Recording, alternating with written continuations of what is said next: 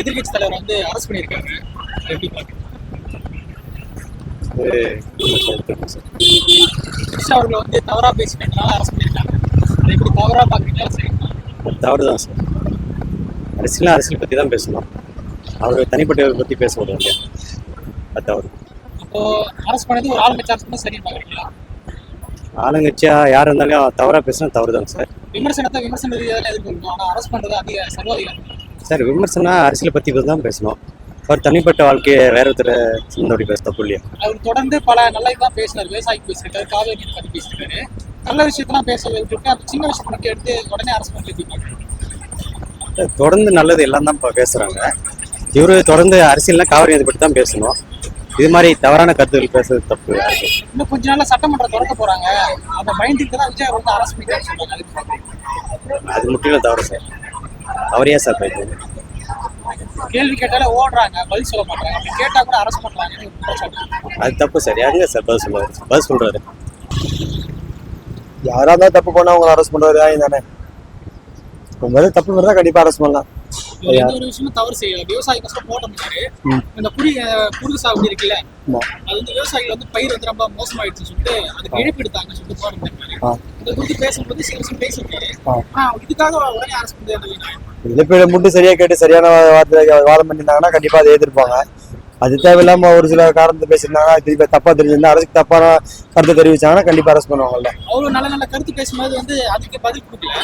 இந்த ஒரு சின்ன விஷயத்த வந்து பேசுறதுனால பேசுறாங்க. நல்ல விஷயத்துக்கு அவங்க கருத்து கேட்க முடியாது தெரியலன்னா மறுபடியும் அரசு கிட்ட மேல்முறையிடலாம். அதை விட்டு அரசு திருப்பி தப்பா பேசினா அரசு தப்பா நடவடிக்கைன்னு தெரிஞ்சுதான் கண்டிப்பா எடுப்பாங்கல்ல. என்ன சொல்றாரு? அவதூறு வச்சு என்ன அரசு பண்றாங்க, போனா எப்படி சர்வாதிகாரம் கொண்டு வந்து பண்றாங்க, எதிர்கட்சி தலைவர் எப்படி அரசு பண்ணி கேள்வி கேட்கிறேன். சர்வாதிகாரம் அப்படி சொல்ல முடியாது. அப்படி பார்த்தா திருப்பி இருக்க முடியாது. கலைஞர் அது மாதிரி தான் பண்ணாங்க. அப்படியே அதோட ஒன்றும் பெரிய கைதுலாம் கிடையாது இல்ல. நம்ம சர்வாதிகாரம் சொல்ல முடியாது. அதெல்லாம் ஒரு கருத்தை வந்து கருத்தா தானே போகணும். ஆமா, அது கருத்தா போதாம உடனே ஒரு அவதூறு வழக்கு நிறைய வழக்கு போட்டுருவாங்க. அதை எப்படி பாக்குறீங்க? அவதூறு வழக்கு நிறைய வழக்கு. அப்ப இவங்க அவதூறு இவங்க தெரிவிக்கிறாங்க போட்டிருக்காங்க. ஆட்சியை எதிர்த்து யாரு கேள்வி கேட்டாலுமே அவங்க அரசு பண்ணுவேன் அப்படின்ற ஒரு தோணையில இருக்காங்க. நம்ம அப்படி இருக்கான்னு சொல்ல முடியாது இல்ல. ஆட்சி எதிர்த்து அவதூறு வழக்கு போடுறாங்க, அப்படி தோரணை போடுறாங்கன்னு சொல்ல முடியாது இல்ல. அவங்க சரியான முறையில கேட்டாங்கன்னா இவங்க சரியான விலை கழிக்கணும்ல. அரசு நீங்க சரி பாக்குறீங்களா தவறு பாக்குறீங்களா? இப்போ நடக்கிறது சரியான முறை தான். கைது பண்ணது எப்படி சொல்றது, அவங்க அரசு கேட்கிற கேள்விக்கு சரியான பதில் அளிச்சாங்கன்னா அது அவங்க அரசு அதுக்காக மன்னிப்பு அவங்கள்ட்ட கேட்டுக்காங்க. அதே வந்து அவங்க சரியான பதில் அளிக்கலன்னா அப்ப அவங்க வந்து தப்பா தானே இருந்தது. அதுதான்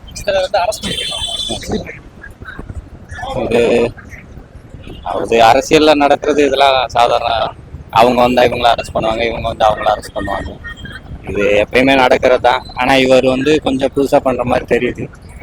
எனக்கு தெரிஞ்சு நல்லா தான் போயிட்டு இருக்காங்க. மக்கள் இவ்வளவு பேர் ஓட்டு போட்டு வந்து எதிர்கட்சி தலைவர் ஆக்கியிருக்காங்க. எதிர்கட்சி தலைவர் வந்து உடனே அரசு உடனே எதிர்பார்க்கன்னா அவங்க இப்போ ஒரு 10 வருஷம் 15 வருஷமா பண்ணதுனால அவங்க வந்து உடனே இது பண்றாங்க. கேள்வி கேட்கற இடத்துல இருக்காங்க. கேள்வி கேட்டாலே அரசு பண்றாங்க. கேள்வி கேட்டா அரசு பண்றாங்கன்னு இல்லைன்னா இப்போ வந்து அவங்க பண்ணது உங்களுக்கே எல்லாத்துக்குமே தெரியும். என்ன பண்ணாங்க, எவ்வளவு இது பண்ணாங்க அப்படின்னு சொல்லி. அதனால அது அரசு பண்றதுல எதுவும் எனக்கு ஒன்றும் தப்பா தெரியல. அதை பத்தி நான் கரெக்டா பாக்கலன்னா பார்த்துருந்தா அதை பத்தி நம்ம இது பண்ணலாம். எனக்கு தெரிஞ்சு சரிதானா. எதிர்கட்சி தலைவர் வந்து அரசு பண்ணிருக்காங்க. அரசு பண்ண 100% உண்மை கரெக்ட் தானே. ஏன் அப்படி சொல்றீங்க? தளபதி போய் தப்பா பேசியிருக்காரு. இப்ப இருக்கிறது அவரு இப்போ ஒரு ஆக்டரா இருக்கும்போது பேசினா அதை ஒத்துக்கலாம். இப்ப ஒரு சிஎம்மா இருக்காப்புல, அவர் தப்பா பேசினா அரெஸ்ட் பண்ணுவாங்க. ஒரு எதிர்கட்சி தலைவரா இருக்கிற வந்து கேள்வி கேட்கறதுனால கேட்கவே கூடாது ப்ரோ. அவர் கேள்வி கொஸ்டின் ரைஸ் பண்ண பரவாயில்ல ப்ரோ. அவரை பத்தி ஒரு தனிப்பட்ட தாக்கல் பண்றாரு. அவரோட பிரைவசிய வந்து ஓப்பனா பேசுறாரு. அந்த மாதிரி பேசுறது தப்பு தானே. தண்ணி அது இந்த காவிரி மேட்டர்லாம் கொண்டு வந்து தளபதி லிங்க் பண்ணி பேசுறாரு. ஒரு அரசியல் விதமா பேசலாம். நான் தளபதி டைரக்டா அவர் தாக்குறாரு. இவரு நினைச்ச பேசலாம். தளபதி அந்த மாதிரி பண்ண மாட்டார். அவர் சொன்ன நல்ல கருத்துலாம் விட்டுட்டு ஏதோ ஒரு சின்ன விஷயத்தை பிடிச்சிட்டு உடனே அரசு பண்றாங்க. இது ரொம்ப இது தப்பான வார்த்தை தானே, ரொம்ப தப்பா தானே பேசியிருக்காரு. நல்ல கருத்து எடுத்துப்பாங்க ப்ரோ. இவங்க தப்பா பேசினதுக்கு தான் அரசு பண்றாங்க. கேள்வி கேட்டா அரெஸ்ட் பண்ணலாம்ல? கேள்வி நீ கரெக்டான கேள்வி கேட்டா உன்னையே அரெஸ்ட் பண்ண போறாங்க. நீ தப்பா பேசுனதால தானே அரெஸ்ட் பண்ணாங்க. கேட்ட கேள்விக்கு பதில் வர மாட்டேங்குது. கேட்ட கேள்விக்கு பார்த்தீங்கன்னா சட்டமன்றத்தில் நின்று பேசணும், அதை ஓடி போயிடுறாங்கல்ல. நின்று இப்போ ஒரு கொஸ்டின் ரைஸ் பண்றாங்க, அதுக்கு கரெக்டான பதில் கொடுக்க முன்னாடி ஓடி போயிடுறாங்க. இவங்க கொடுக்கும்போது இருக்கணும்ல, இருந்தா தானே என்ன விஷயம்ன்றது தெரியும். உதயநிதி சட்டமன்றத்தில் வரக்கூடாதுனால தான் அரெஸ்ட் பண்றாங்கன்னு சொல்றாங்க. அப்படி இல்லை ப்ரோ, இவர் தப்பா பேசினாரு, அதுக்கெல்லாம் அரெஸ்ட் பண்ணிருக்காங்க. இவர் அப்ப இத்தனை சட்டமன்றம் நடந்துச்சு, எல்லா சட்டமன்றத்துக்குள்ள வந்தாரு. அப்பெல்லாம் இவங்க வேற எதனா கிரியேட் பண்ணி அது மாதிரி அரெஸ்ட் பண்ணியிருந்திருக்கலாம்ல. இப்ப மட்டும் ஏன் அரெஸ்ட் பண்ணாங்க? இவர் தப்பா பேசினாரு, அரெஸ்ட் பண்ணிருக்காங்க. கைது சரிதான். பின்னாடி எதிர்கட்சி தலைவரை அரெஸ்ட் பண்ணிருக்காங்க. இது குறித்து உங்களுக்கு என்ன காரணத்துக்காக அரெஸ்ட் பண்ணிருக்காங்க? மக்களுக்காக போராட்டம் பண்ணாரு, விவசாயத்தை. அதான் என்ன விஷயமா போராட்டம், எப்படி? திரிஷா குறித்து பேசினதா ஒரு கருத்து சொல்றாங்க. அது அவதூறு.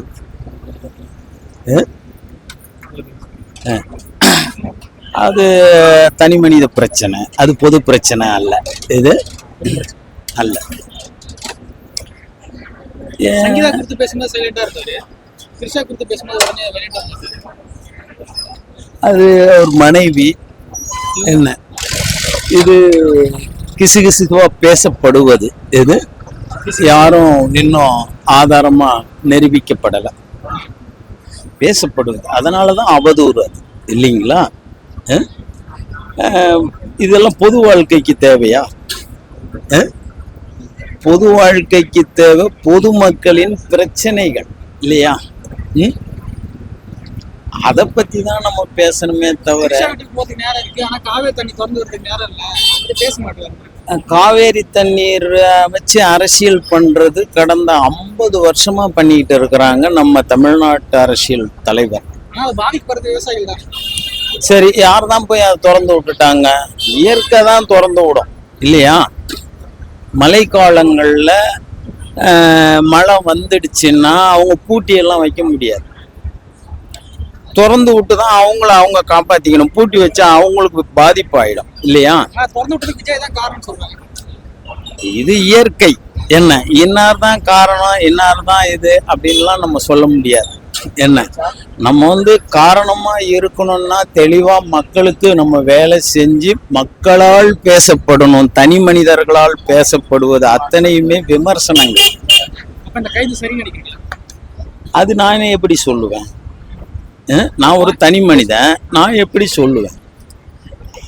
இந்த நாட்டினுடைய சட்டத்தை அமுல்படுத்துறவங்க தான் அதை பத்தி பேசணும். நீதி அரசர்கள் இருக்காங்க, இல்லையா?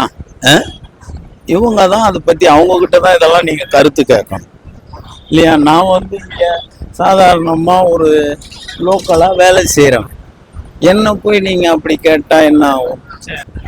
அது ஏதோ அவர் பேசினாரு, பண்ணாங்க. அது அவரு அநாகரிகமா பேசுறதுனால அது மாதிரி பண்ணியிருக்காங்க.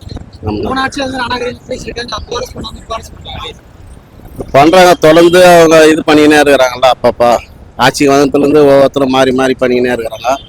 அதனால அது மாதிரி மக்கள் பணி செய்யாம பண்றாங்க. மக்கள் பணின்னா சரின்னு தானே இருக்காரு. டெய்லி ஒவ்வொன்றும் செய்யறாங்க. அதுக்கு நம்ம என்ன பண்ண முடியும்? அது அதுமாரி போயின்னு இருக்குது. நம்ம என்ன பண்ண முடியும்? கேள்வி கேட்கறாங்க, அதுக்குன்ட்டு ஒரு இது இல்லையா? அதாவது ஒரு தரக்குறைவா பேசுறது, ஒரு அவதூறா பேசுறது, அது மாதிரி இருக்கு. ஆமா. எதிர்கட்சி தலைவர் எதிர்கட்சி தலைவராக இருந்தால் நல்லா இருக்கும். இப்போ இருக்கிற மக்கள் பிரச்சனையை பேசுறது நல்ல விஷயம்தான். ஆனால் இப்போ இருக்கிற பிரச்சனை தான் அவரு சிஎம் தான் எடுத்துக்கிறாருல, அந்த பிரச்சனையை தானே இப்போ போய் அங்கே போய் கர்நாடகத்தில் போய் பார்க்கணும்னு பேச போயிருக்காரு. இந்த பிரச்சனை என்னன்னு நம்மளும் பேசி அதுக்கேற்ற மாதிரி இது பண்ணோம்.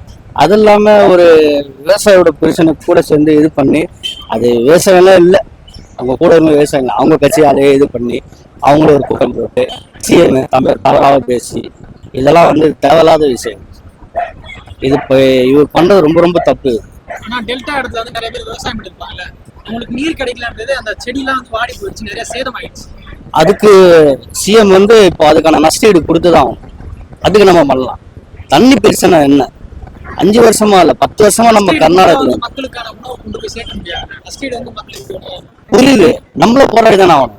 2 வருஷம் 3 வருஷம் இல்ல, கர்நாடகம் பல வருஷமா நம்ம போராடி தானே இந்த தண்ணி பிரச்சனை இருக்கிறது. தண்ணி ரொம்ப தான் அவங்க கொடுக்குறோம். ஆனா நம்மளுக்கு கொடுக்க வேண்டியது இப்ப சுப்ரீம் கோர்ட்லயே இப்ப கேஸ் போட்டிருக்காங்க இல்லைங்க, அது போட்டு தான் நம்ம வர முடியும்.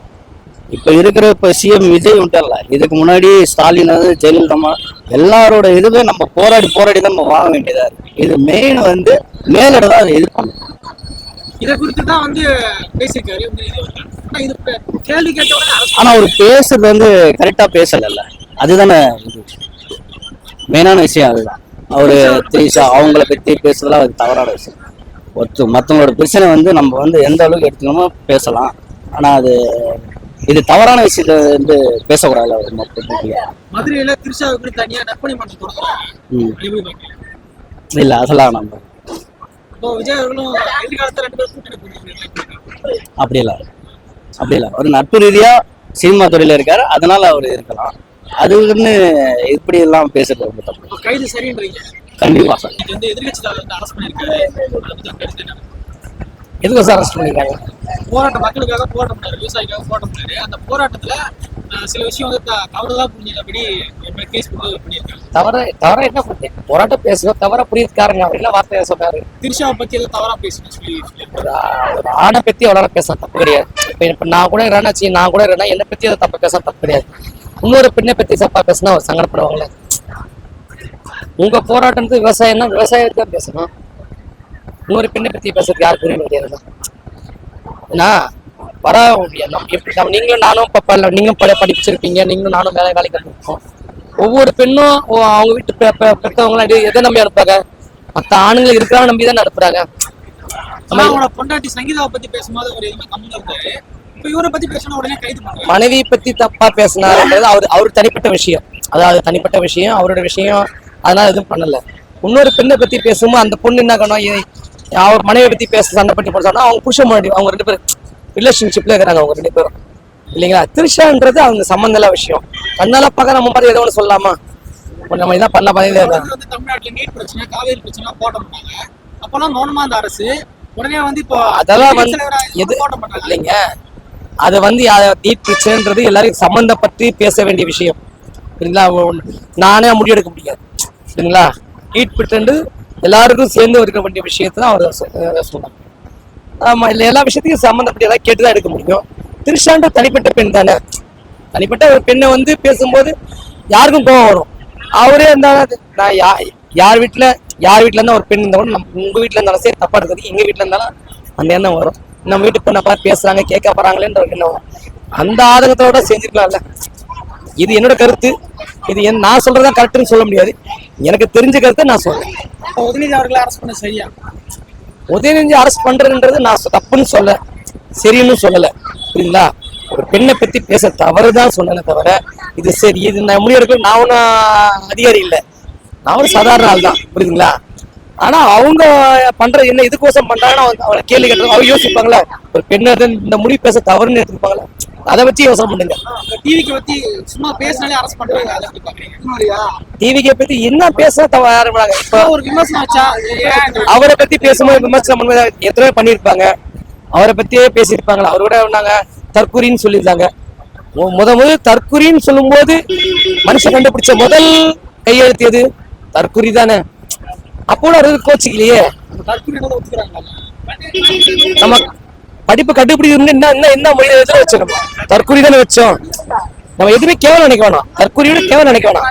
படிப்பறிவு வந்ததுக்கு அப்புறம் தான் படிப்பு கையெழுத்துன்னு போடுறோம். புரியுதுங்களா? கையெழுத்து கூட உங்க கையெழுத்து அங்கே இது போடலாம். ஆனா கை நாட்டை தற்கூரின்றோம். அதை மாத்தி வைக்க முடியுமா? உங்க குறி நான் வச்ச முடியுமா? அது எதுவும் கேவலம் நினைக்கிறது. அப்படி பார்த்தா எவ்வளவு விஷயம் இருக்கு நீங்க பாத்தீங்கன்னா. புரியுதுங்களா? அவங்க தெரியும் திறமசாலி யாரு? டிஎம்கே திறமசாலியா இருந்தாங்க. அப்படிப்பட்ட திறமசாலியா இருந்தவங்கள கச்சா தீவை கொடுத்துட்டு வந்திருக்காங்க. கச்சா தீவுன்னா அவங்க சொத்தா? இவங்க சொத்தா? எல்லாரும் சொத்து தானே. எல்லாரும் சொத்துக்கும்